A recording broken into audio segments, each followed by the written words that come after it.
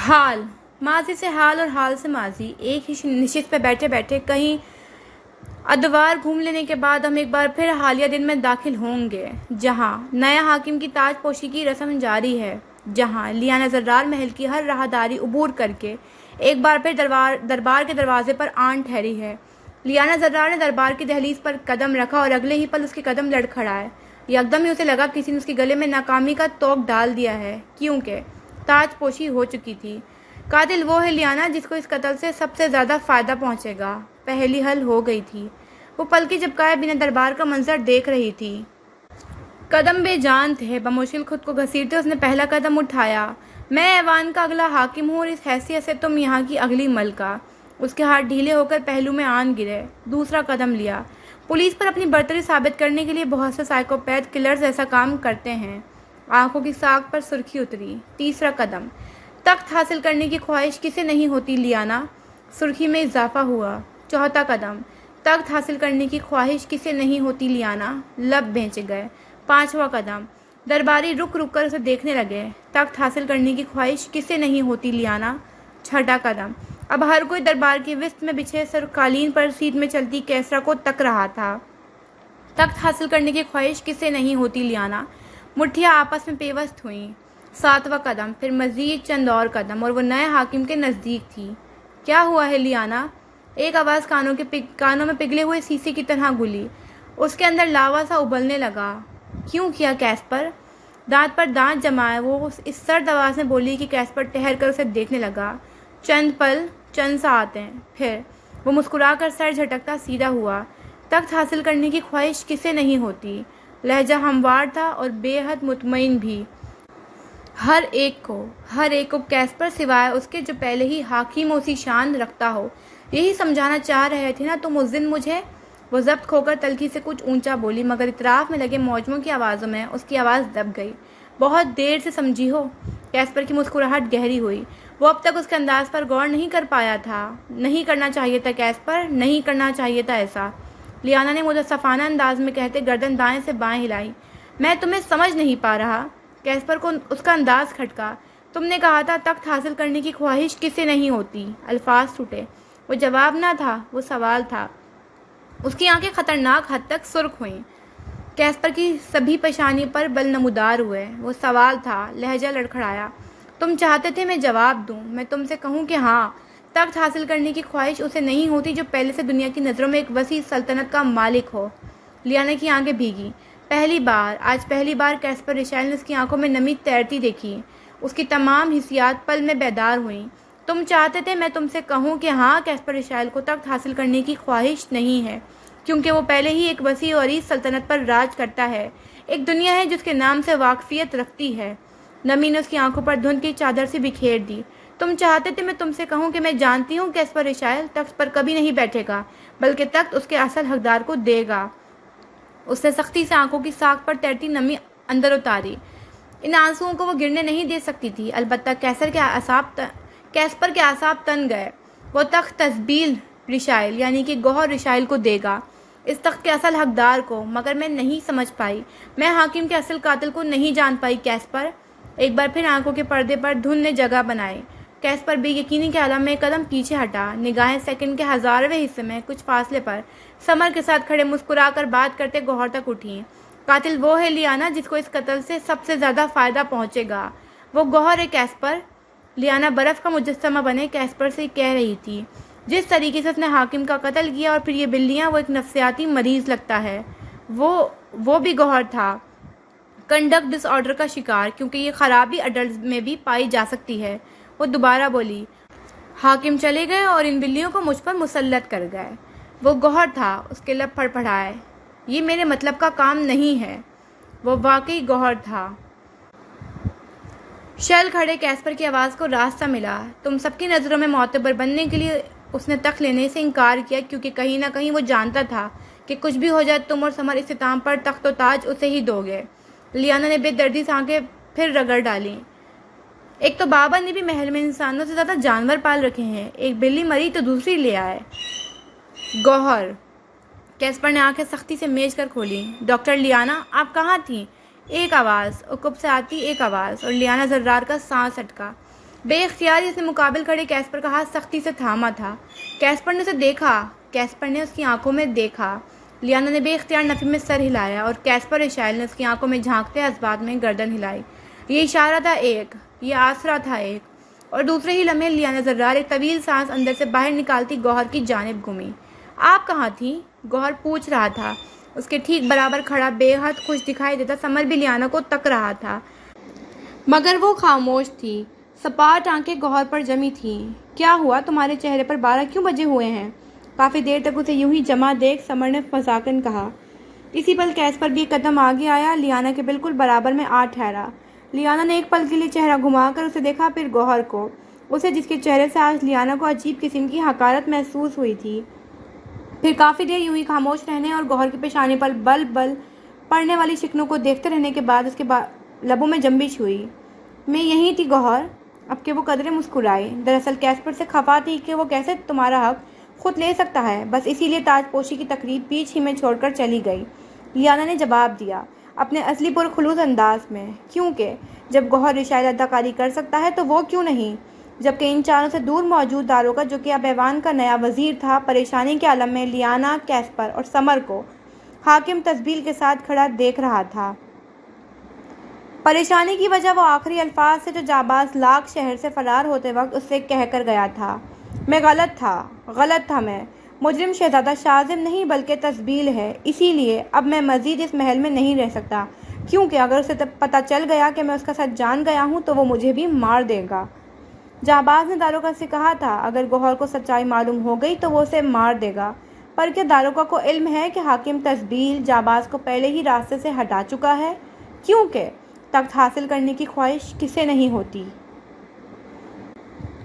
حصہ 12 سائیکوپیتھ کی کہانی۔ ہماری کہانی کی کتاب کے پچھلے حصے میں جہاں لیانا اور کیسپر کو حاکم کے اصل قاتل کا علم ہوا، وہیں دوسری جانب تسبیل رشائل کی تاج پوشی کی رسم مکمل ہوئی۔ آئے کہانی کو مزید آگے بڑھاتے ہیں۔ کہانی کو آگے بڑھانے سے قبل ہم ایوان کے تھمے ہوئے سمندر میں پڑتے چاند کے مدھم سے عکس میں ماضی کی جھلک دیکھیں گے، وہ ماضی جو دکھائے گا ہمیں حاکم کے قاتل کا اصل چہرہ۔ تو آئیں کچھ وقت کے لیے دورہ حالیہ کے پہیے کو الٹا گھمائیں، مگر اس پہیے کو گھمانے سے قبل ہمیں حاکم تسبیل یعنی کہ گوہر کے محل کے ایک کمرے میں داخل ہونا پڑے گا، اس کمرے میں جہاں تاریکی کا دور دورہ ہے، اور اسی تاریکی میں ماحول کے درمیان کہیں سے مدھم سی چرمر کی آواز ہماری سماعت سے ٹکرا رہی ہے۔ کیسی آواز؟ شاید ایک لکڑی کی کرسی کے مسلسل ہلنے کی، یوں کہ کوئی اس پر براجمان ہے اور وقفے وقفے سے اس پر جھولتا ہے۔ ذرا غور کرنے پر اندازہ ہوگا کہ وہ کوئی اور نہیں حاکم تسبیل ہے۔ اسے وہاں پا کر ہم جوں ہی کمرے کے باہر رک کرنے لگے، اسی پل ایک آواز ہمارے قدم ساکت کر گئی۔ کیا تم یہاں آئے ہو میری کہانی جاننے؟ حاکم تسبیل کی آواز پل بھر کے لیے ہمارا سانس اٹکایا۔ ہم دبے قدموں واپس گھومے۔ آؤ میں سناؤں تمہیں اپنی کہانی۔ نہ جانے کیوں ہمیں لگا وہ مسکرایا ہے، طنزیہ مسکراہٹ۔ آؤ میں لے چلوں تمہیں ماضی میں، آؤ مل کر گھماتے ہیں وقت کا پہیہ، وہ کہہ رہا تھا ہر تاثر سے آری لہجے میں، اور سن رہے تھے ہمدم سادے۔ جب اچانک ہی ہوا ہمیں ایک عجیب احساس، لگا یوں کہ بدل گیا ہے ہمارے طرف کا منظر، اور دکھائی دے رہا ہے ہمیں اپنے ارد گرد حاکم تسبیل کا ماضی کسی فلم کی مانند، اور سنائی دے رہی ہے اس کی آواز پس منظر میں کہانی سناتے کسی داستان گو کی طرح۔ داستان گو جس کے الفاظ سے کچھ ایسے تھا: ایک شہزادہ ملک ایوان کے شہر لارک کا جنم لیا تھا، جس نے قصر حاکم میں وہ بیٹا تھا ایک جادوگر کا، اور بننا تھا اسے بھی جادوگر۔ ہوا جب وہ 1 برس کا تو آمد ہوئی اس کے قصر میں 2 اور بچوں کی، جو تھے برادران اس کے۔ مگر یہاں موڑا رخ کہانی نے، اور سیاہ ہوا دل اس کے باپ کا۔ ہتھیا لی اس کے باپ نے اپنے بھائیوں کا حصہ، اور کر لیا ارادہ چھوڑنے کا اپنے تینوں بچوں کو ایک اجنبی مقام پر، کیونکہ تھا علم اسے کہ بیٹے میرے ہوں گے مجھ سے بھی زیادہ طاقتور۔ گر کر دوں گا میں انہیں اس ملک سے دور تو پھر نہ ہوگا میرا کوئی ثانی، مگر طاقت کی ہوس اس کی نہ رکھ سکی، اور جادو سے اپنے اس نے کیے قائم روابط شیطانی ارواح کے بتایا، جنہوں نے اسے کہ گر کر لے تو حاصل جادو اپنے بیٹوں کا بھی تو ہو جائے گا امر، مگر اس سے پہلے بنا اپنی ایک فوج، پھر بچھا جال اپنے بیٹوں کے لیے، اور بلہا انہیں اس ملک واپس اس وقت جب ملنے لگا جادو ان کا انہیں، پھر مار کر بیٹوں کو اپنے کرنا تو حاصل جادو ان کا، اور کہنا سب سے کہ میں ہوں خدا۔ تیار تھا لاہ عمل اس بدبخت کا مکمل، اور مطابق اسی کے ترتیب دی اس نے اپنے بچوں کے لیے پہیلی، اور چھوڑ آیا انہیں ایک دوسرے مقام پر۔ تھا نام جس کا ملک سمسام، جہاں پلا ایک بیٹا اس کا محفوظ ہاتھوں میں اور 2 یتیم خانوں میں۔ تھا وہ جو بڑا سب سے، نام تھا اس کا تسبیل۔ نہ مل سکا اسے کوئی یار و مددگار، وہ پل رہا تھا جس یتیم خانے میں، پڑتی تھی وہاں اسے مار۔ رویہ تھا سب کا سرد و بیزار اس سے، ملتا تھا نہ کھانا نہ پانی اسے۔ تھے جو ہم عمر اس کے سہتے تھے سب مظالم، تھے جو بڑے عمر میں ڈھاتے تھے ظلم ان پر۔ عملہ یتیم خانے کا کرتا تھا نہ قائم عدل، اور یوں ہی رفتہ رفتہ گزری اس کی عمر، اور بھر گیا دل اس کا نفرت سے بے حد۔ نہ پاتا تھا جب نکالو وہ غصہ لوگوں پر، تو بناتا تھا شکار معصوم جانوروں کو۔ علم ہو سکا اسے کہ بننے لگا ہے وہ مریض نفسیات۔ آگ تھی اس کے اندر بھڑکتے شعلوں کی مانند، جو وقت آنے پر جلانے والی تھی دنیا کو۔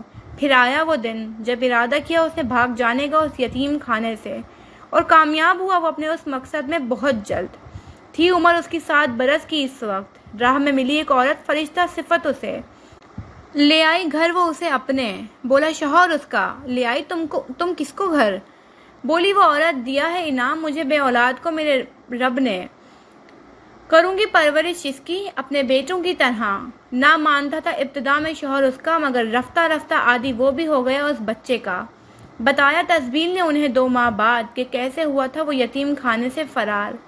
گئی وہ عورت یتیم خانے میں اپنے شوہر کے ساتھ، اور لیا گود تسبیل کو قانونی کارروائی کے بعد۔ پھر کی پرورش اپنے دعوے کے مطابق اس کی، اور رکھا نام اس کا گوہر شادان۔ مگر تھی وہ بے خبر اس بات سے کہ پال رہی ہے زہریلا سانپ۔ ڈھاتا تھا ظلم چھپ چھپ کر وہ جانوروں پر، اور کرتا تھا تیار لاہ عمل اپنے بدلے کا۔ پھر جب پہنچا وہ عروج پر اپنے، اور ہوا کھڑا پیروں پر اپنے، تو کیا اسے شروع عمل اپنے منصوبے پر۔ تھی یاد شکل اسے ان 4 اشخاص کی جن کے باعث کرتا تھا سامنا وہ تشدد کا۔ تھے آئے وہ 4 لوگ یتیم خانے میں پہلے اس سے، سمجھتے تھے جاگیر یتیم خانے کو اپنی۔ ایک دن کیا ارادہ تسبیل نے پکا، اور پہنچ گیا ان میں سے ایک کے پاس۔ قتل کیا اس کا بے دردی سے بڑا، مگر پھر ہوا مضطرب کہ چھپاؤں کہاں یہ لاش، اور بس اسی پر نمودار ہوا ایک شخص نکلا تو جو اس اندھیرے مقام پر کھلنے والے سنہری گول دائرے سے۔ یہ منظر دیکھ کر تسبیل ہوا گنگ۔ کون ہو تم؟ پوچھا تسبیل نے اس سے۔ باپ تمہارا، جواب آیا اس کی توقع کے برعکس۔ وہ ساکت ہوا، جامد ہوا، یقین کرنا مشکل ہوا۔ ہوا ایک طویل مکالمہ دونوں کے درمیان۔ کیا حاکم نے قائل تسبیل کو اس دوران بتائی راہ دفنانے کے لیے اسے لاش، اور لے آیا اسے ملک ایوان۔ گوہر نے بظاہر ڈالے تھے ہتھیار، مگر باطن بھرا تھا نفرت سے باپ کی۔ پوچھے اس نے حاکم سے کئی سوال، سنائے حاکم نے اپنے منصوبے کے مطابق کہانی اسے، اور کہا کہ ملک کو تمہاری ضرورت ہے، تمہاری۔ بتایا نہ اسے حاکم نے اس کے جادو کا راز، کیونکہ عمر تھی اس کی 26 برس اس وقت، اور درکار تھے حاکم کو 5 اور برس۔ مگر کہا اس سے یہ کہ مدد کرو میری لانے میں وہاں اپنے دونوں بھائیوں کو۔ آیا ہوں تمہارے پاس پہلے کیونکہ تم ہو ان دونوں میں بڑے۔ یہ الفاظ کہتے سمے حاکم کے دل کی صدا تھی مختلف۔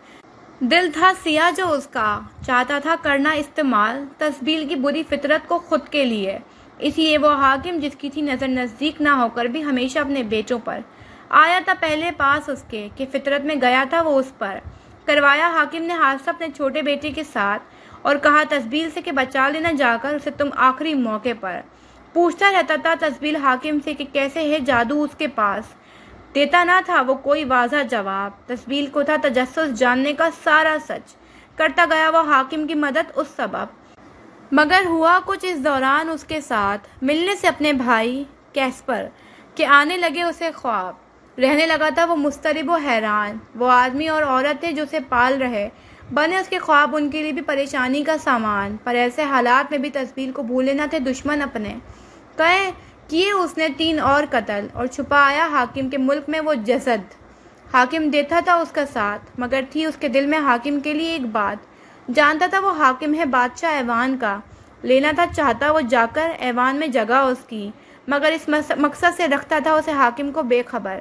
یوں ہی رفتہ رفتہ گزرتا گیا تھا وقت، ہونے لگی تھی چرچا شہر میں ان 4 قتلوں کی۔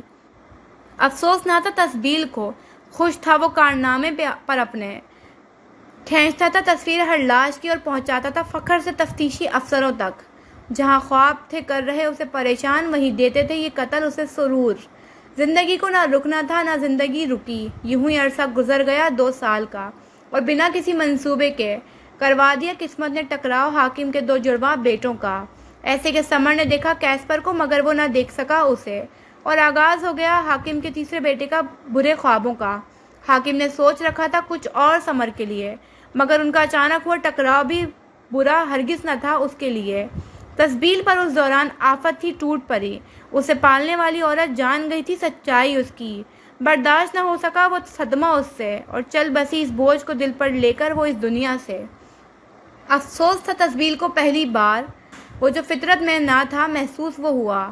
جانے کے بعد اس عورت کے چلا گیا وہ دوسرے شہر، پھر وہیں گزرے اس کے روز و شب۔ اس عورت کا شوہر تھا نام جس کا شادان، کرتا تھا یاد تسبیل کو، رہتا تھا پریشان۔ گزرے مزید 2 اور سال، پھر آیا وہ وقت بھی اس پر جب ہوا وہ ایک لڑکی پر فریفتہ، مگر نہ تھا وہ اس لڑکی کو پسند۔ وہ تھی پرکشش، پر اعتماد اور مضبوط علی ارادہ۔ سننا تھا انکار کے ہونے لگی نفرت شخصیت سے اس کی تسبیل کو، اور کیا اس نے حال وہی اس کا جو تھا کیا اپنے دشمنوں کا، پھر کچلنے کے لیے اعتماد اس کا، دیے کاٹ انگوٹھے اس کے۔ دنیا کی نظروں میں تھا وہ ایک با اخلاق، خوش شکل اور محبت سے بھرا شخص۔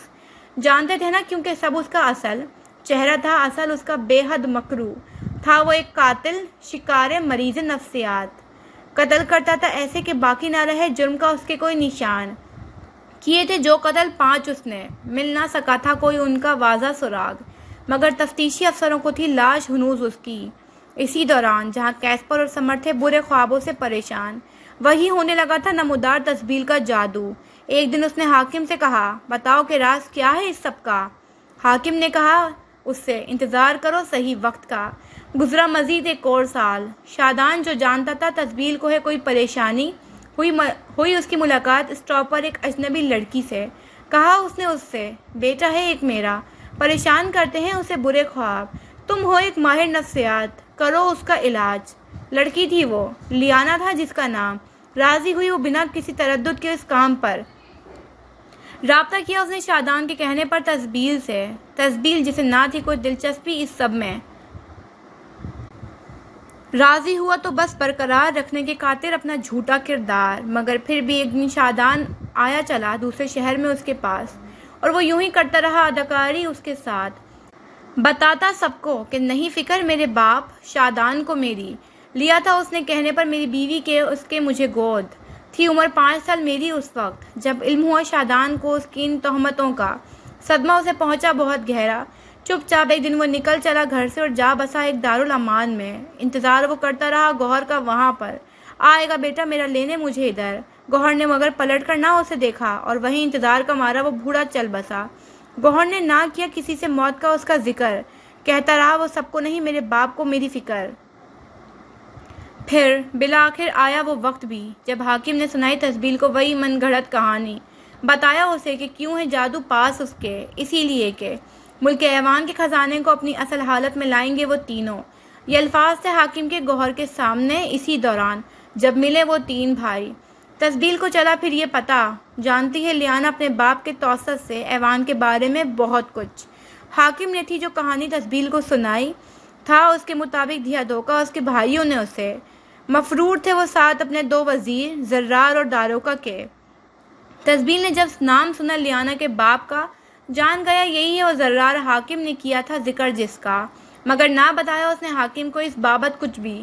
بدلہ لینا چاہتا تھا کیونکہ وہ حاکم سے اپنے بدترین بچپن کا۔ وقت بھی آن پہنچا جب روانہ ہوئے وہ ایوان کی طرف۔ حاکم تھا خوش کہ آخر انجام پانے والا ہے اس کا مقصد، بے خبر اس بات سے کہ پاس ہے تسبیل کے ایک اور منصوبہ۔ ایوان میں رہا وہ ہر دم خاموش مگر چوکس، کرتا رہا بظاہر ہر شے میں حاکم کی مدد، اور جلد ہی پتہ لگا لیا حاکم کا اصل مقصد۔ مگر حاکم کو بھی چل گیا پتہ لیانا کا اصل، آیا تیش اسے اور پہنچا تسبیل کے سر پر۔ کیوں مجھ سے چھپایا جو سچ تھا؟ پوچھا تھا حاکم نے تسبیل سے یہ سوال۔ ہوں میں مالک اپنی مرضی کا، تھا تسبیل کا جواب۔ لایا ہوں میں تمہیں یہاں، تھی پرشکن حاکم کی پیشانی۔ نہ کرو مجھ سے بحث، مارنا ہے تو مار دو اسے۔ بڑی بیزاریت سے تسبیل نے کہا، کیا تم کرو گے قتل اس کا؟ کہنے پر میرے۔ حاکم پڑا تھا ڈھیلا، لہجہ تھا پچکارتا ہوا، کرتا نہیں ہوں قتل میں بے وجہ، جب تک کوئی نہ کھٹکے میری نظروں میں۔ اور پھر وہ عورت تو پسند ہے میرے دونوں بھائیوں کی۔ الفاظ یہ حمایتی نہ تھے، الفاظ سے یہ تنزیہ۔ وہ جانتا تھا، چاہتا ہے حاکم ان تینوں کو مارنا، مگر پہلے اسے ہے لیانا کو راستے سے ہٹانا۔ لگا تھا اسے حاکم سمجھ لے گا اس کے اپنے منصوبے کو، اس لیے تھما دیا اس نے راز سمر کا اسے، اور لگا دیا معاملے میں اسے لیانا کے۔ لیانا کو مگر حاکم مار نہ سکا، مگر جانتا تھا تسبیل شک کرتے ہیں لیانا اور کیس پر حاکم پر۔ بس پھر انتظار تھا اسے صحیح وقت کا حاکم کو مارنے کے لیے، کیونکہ حاکم کا پورا راز آشکار تھا ہو گیا اس پر۔ وہ تخت جس کا پہلا وارث تھا وہ خود چاہتا تھا حاصل کرنا وہ اسے۔ کچھ حسرتیں تھیں زندگی کی، کرنا تھا چاہتا تھا پوری وہ انہیں، مار کر حاکم کو کرنا چاہتا تھا حاصل طاقت اس کی، بننا تھا چاہتا وہ حاکم کے بجائے خود خدا۔ پھر تھا جس صحیح وقت کا اسے انتظار وہ آ گیا، حاکم کی موت کا وقت آ گیا۔ دھوکے سے حاکم کے گلے پر خنجر چلایا اس نے، حاکم کی خود اعتمادی کچلنے کی خاطر کاٹ ڈالے انگوٹھے اس کے۔ کامیاب ہوا تسبیل اپنے لاہے عمل میں، مگر کوئی ہے جسے چل گیا ہے پتہ اس کا سچ، کوئی ہے جو اب بھی چھین سکتا ہے اس کا تخت، کوئی ہے جو اب بھی بن سکتا ہے اس تخت کا وارث۔ 3 افراد جو ہیں اب تسبیل رشائل کی آنکھوں کا کانٹا۔ اور کیا تمہیں علم ہے کہ لوگوں کو قتل کرتا ہے وہ کب؟ تب جب کوئی خطرہ ہو اس کے لیے، تب جب کوئی اس کی نظروں میں کھٹکے، تب جب کوئی حقیقت اس کی جان جائے، اور تب جب کسی نے بگاڑا ہو کچھ اس کا۔ داستان گو نے کہانی مکمل کی اور ایک لمبی گہری سانس خارج کرتا خاموش ہو گیا۔ بس ایک شخص، یا یہ کہا جائے کہ ایک مقتول تھا جس کا ذکر اس نے اپنی پوری کہانی میں نہیں کیا تھا، اور وہ تھا جاباز۔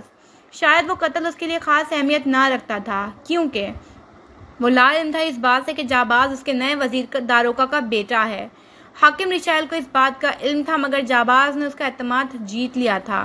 پر کیا واقعی جاباز نے رشائل کا اعتماد جیت لیا تھا، یا اس کی محل میں موجودگی کی وجہ کچھ اور تھی؟ کسے خبر؟ دوسری جانب اب کے گوہر اسی کرسی پر دوبارہ جھولتا اپنے آگے کا لاہے عمل ترتیب دے رہا تھا۔ کرسی کی چرمر خاموشی ماحول میں ارتعاش پیدا کر رہی تھی۔ اب اسے مزید اداکاری کی ضرورت شاید نہیں پڑنی تھی۔ اب بہت جلد وہ سامنے سے اپنے حریفوں کا مقابلہ کرنے والا تھا۔ اب بہت جلد اصل جنگ کا آغاز ہونے والا تھا، صحیح اور غلط کی جنگ، حق اور باطل کی جنگ، سچ اور جھوٹ کی جنگ۔